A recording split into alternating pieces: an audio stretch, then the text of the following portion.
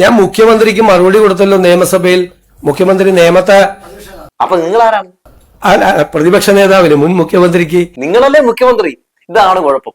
ആരെടുത്ത് ചോദിച്ചാലും മുഖ്യമന്ത്രി ആരാന്ന് വെച്ചിട്ടുണ്ടെങ്കിൽ ഇപ്പൊ പലരും പിണറായി വിജയൻ എന്ന് പേര് പറയും. വന്ന് വി.ഡി. സതീശൻ ഇടയ്ക്കിടയ്ക്ക് മുഖ്യമന്ത്രി പിണറായി വിജയൻ എന്നൊക്കെ പറയുന്നത് വല്ലാത്തൊരു കഷ്ടം തന്നെയാണ്. മായമില്ല, മന്ത്രമില്ല, മായാജാലമില്ല. ഏത് കറുപ്പും ഇതുപോലെ വെളുപ്പിച്ചെടുക്കാൻ മേനോൻ സർക്കാരിന് മാത്രമേ കഴിയൂ. അറിയാലോ, ഏത് രീതിയിലുള്ള ചോദ്യങ്ങൾ മാധ്യമ പ്രവർത്തകർ ചോദിച്ചാലും വെളുപ്പിച്ച് ക്യാപ്സ്യൂൾ ഇറക്കാൻ പോരാളി വാസുവിനെ മറികടക്കുന്ന ഒരു ഗംഭീര പ്രൊഡക്റ്റ് തന്നെയാണ് നമ്മുടെ വി.ഡി. സതീശൻ എന്ന് പറയാതെ പോയി. എന്നത്തെ വാർത്താ സമ്മേളനം കണ്ടപ്പോൾ സത്യം പറഞ്ഞിട്ടുണ്ടെങ്കിൽ സങ്കടവും വന്നു, ചിരിയും വന്നൂടെ.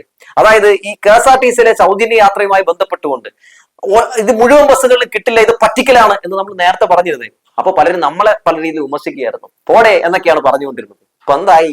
മൂപ്പര് പറയാൻ കേട്ടില്ലേ? ഓർഡിനറി സർവീസുകളിലെ ബസ്സുകളിൽ സൗജന്യ യാത്രാ സ്കീം. എന്നാലും ഓർഡിനറി ബസ്സിൽ മാത്രമേ ഇനി സൗജന്യ യാത്രയുള്ളൂ എന്ന് പറഞ്ഞ വി.ഡി. സതീശന്റെ പ്രഖ്യാപനം കേട്ട് വേളാങ്കണ്ണിക്ക് മൂന്നാറിനൊക്കെ പോകാനിരുന്ന സ്ത്രീകളുടെ അവസ്ഥ ആലോചിക്കുമ്പോഴാണ് എന്തോ ചങ്കത്തടിച്ച് പലരും നിലവിളിക്കുന്ന സൗണ്ട് ഇവിടെ കേൾക്കാനേ. എന്നാലും നമ്മുടെ മുഖ്യമന്ത്രി വി.ഡി. സതീശൻ വല്ലാത്തൊരു പൂക്കി മുഖ്യമന്ത്രി തന്നെയുടെ. എന്തായാലും വാർത്തയിലേക്ക് പോവാം. നമസ്കാരം. കേരളം കണ്ട ഏറ്റവും മോശപ്പെട്ട മുഖ്യമന്ത്രിയും ഏറ്റവും നുണയനായിട്ടുള്ള മുഖ്യമന്ത്രിയും അത് വടശ്ശേരി ദാമോദര മേനോൻ സതീശനാണെന്ന് ഒരുപക്ഷെ 5 വർഷം കഴിയുമ്പോൾ ഈ നാട്ടിലെ ജനങ്ങൾ ഈ കണക്കിനാണ് പോകുന്നതെങ്കിൽ പറയാനുള്ള സാധ്യത വളരെ കൂടുതലാണ്. പറയുന്നതൊന്നും പ്രവർത്തിക്കാൻ അറിയാത്ത, വാ തുറന്നാൽ നുണ മാത്രം പറയുന്ന ഒരു സർക്കാരിനെ നമ്മൾ കാണുകയാണ്. കഴിഞ്ഞ നിയമസഭാ തെരഞ്ഞെടുപ്പിനെ അഭിമുഖീകരിക്കുന്ന സമയത്ത് UDF ഏതൊക്കെ രീതിയിലുള്ള ഗ്യാരണ്ടിയാണ് ജനങ്ങളുടെ മുമ്പിലേക്ക് വെച്ചത്. ഇന്ദിരാ ഗ്യാരണ്ടി എന്ന് പറയുന്നത് നുണകളുടെ ഒരു വലിയ ഒരു ചതിക്കുഴിയായിരുന്നുവെന്ന് ജനങ്ങൾ ഈ നിമിഷത്തിൽ തിരിച്ചറിയുകയാണ്.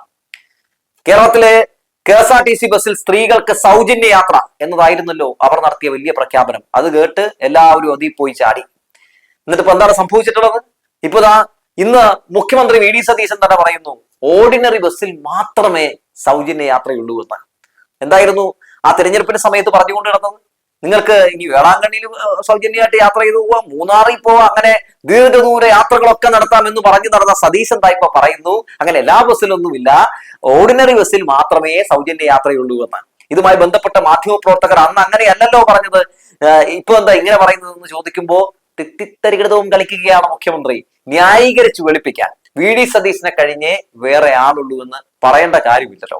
വി.ഡി. സതീശൻ പറയാണ് ഒരു മാസം 65-75 കോടിയുടെയൊക്കെ വലിയ രീതിയിൽ അധിക ചെലവൊക്കെ വരും. മാത്രമല്ല 800 കോടി 850-800 കോടി രൂപയൊക്കെ പ്രതിവർഷം ഇതുമായിട്ട് ബന്ധപ്പെട്ടൊക്കെ ചെലവൊക്കെ വന്ന പരിപാടിയാണെന്നൊക്കെ പറയുമ്പോഴും സ്വാഭാവികമായും ഇത് കണ്ടുകൊണ്ടിരിക്കുന്ന ആളുകൾ വി.ഡി. സതീശനോട് ചോദിക്കുന്നു, അപ്പൊ ഇതൊക്കെ അറിയാതെയാണോ നിങ്ങൾ ഇതൊക്കെ ഈ ഇന്ദിരാ ഗ്യാരണ്ടിയിലൂടെ അവതരിപ്പിച്ചതെന്നുള്ളതാണ്.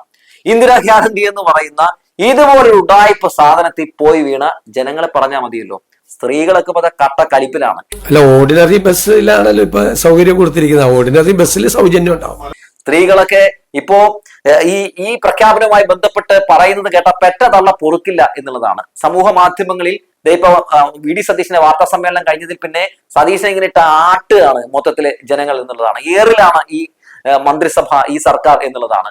മാത്രവുമല്ലല്ലോ, ഈ സംഭവവുമായി ബന്ധപ്പെട്ടുകൊണ്ട് വി.ഡി. സതീശൻ പ്രഖ്യാപനം നടത്തുമ്പോൾ ഈ ഓർഡിനറി ബസ്സുകൾ എത്രത്തോളം ഉണ്ട് ഇവിടെ എന്നുള്ള കാര്യം നമ്മൾ പരിശോധിക്കണ്ടേ. മലപ്പുറം ഭാഗത്തൊക്കെ ഓർഡിനറി ബസ്സുകളുടെ എണ്ണം വളരെ കുറവാണ്. അപ്പൊ സത്യം പറഞ്ഞിട്ടുണ്ടെങ്കിൽ ഈ ഒരു പ്രഖ്യാപനം സത്യത്തിൽ എന്തൊക്കെയോ കാണിച്ചു കൂട്ടി ഞങ്ങൾ പറഞ്ഞ പ്രഖ്യാപനം നടത്തിയിട്ടുണ്ടെന്ന് വരുത്തി തീർക്കാനുള്ള സ്ഥിരം ഒരു ഉഡായ്പിന് മുകളിലുള്ള ഉഡായ്പ് കാണിക്കുന്ന രീതിയിലുള്ള ഒരു ഉഡായ്പായി പോയി എന്ന് മാത്രമേ പറയാനുള്ളൂ. എന്നാലും വി.ഡി. സതീശന്റെ ആ പ്രഖ്യാപനം ഒന്ന് കാണേണ്ടതാണ്. അല്ല, ഓർഡിനറി ബസ്സുകളിലേക്കാണ് കണ്ടീഷൻ ഇല്ലാതെ ഇപ്പൊ അനുമതി കൊടുത്തിരിക്കുന്നത്. സതീശന്റെ ഈ പ്രഖ്യാപനത്തിന്റെ സ്റ്റൈലൊക്കെ കാണുമ്പോൾ തോന്നും ഈ പറഞ്ഞതൊക്കെ പ്രാവർത്തികമാക്കിയെന്ന് തോന്നിപ്പോകും.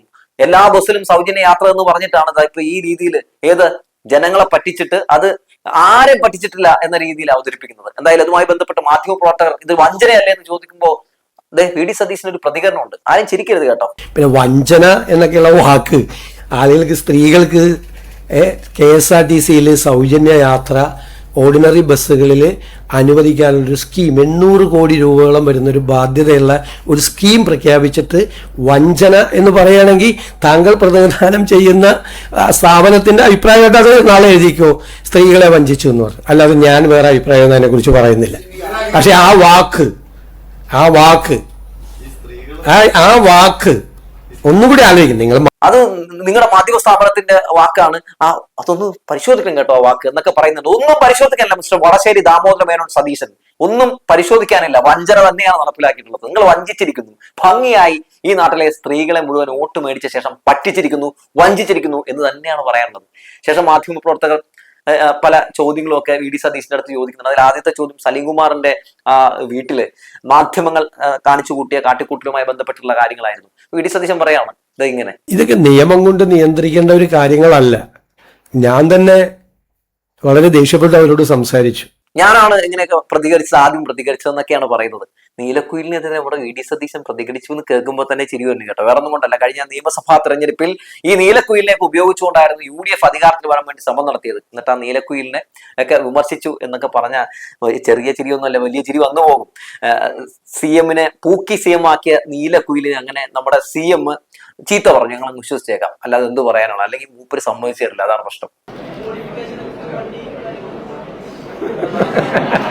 ഇതിനിടയിൽ സലീംകുമാർ ചത്തൂടെ എന്നൊക്കെ പറഞ്ഞ് ആരൊക്കെയോ ചില രീതിയിലുള്ള പ്രഖ്യാപനങ്ങളൊക്കെ നടത്തിയെന്ന് ഈ പറയുന്ന മുഖ്യമന്ത്രി പറയുന്നുണ്ട്.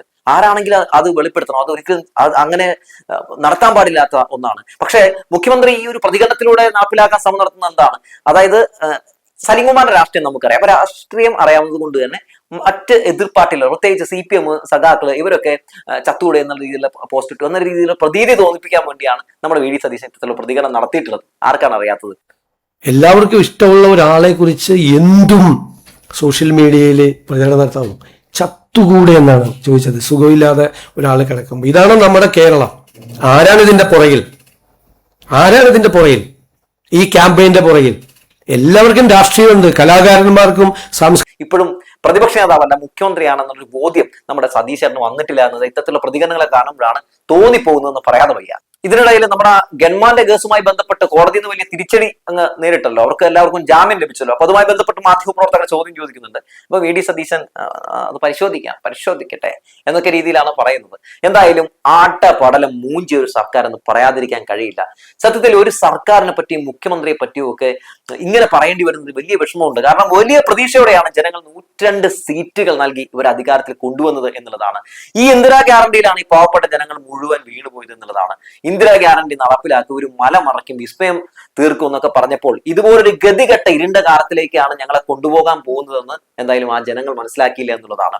LDF അപ്പോഴേ പറഞ്ഞതാണ്, ഇവരെ നമ്പിയ അറിയാലോ ഊപ്പിനാൽ എന്ന് പറഞ്ഞതാണ്. ഇപ്പൊ അത് കണ്ടുകൊണ്ടിരിക്കുന്ന അവസ്ഥയാണ് നിലവിലുള്ളത്. എന്തായാലും നാട്ടില് എല്ലാ രീതിയിലും ജീവിക്കാൻ പറ്റാത്ത അവസ്ഥയായി മാറിയിട്ടുണ്ട്. പക്ഷെ ഇങ്ങനെയൊക്കെ ആണെങ്കിലും നമ്മുടെ മുഖ്യമന്ത്രിക്ക് എല്ലാ വിഷയത്തെയും ന്യായീകരിക്കാൻ ഒരു പ്രത്യേക കഴിവാണെന്ന് പറയാതിരിക്കാൻ കഴിയില്ല.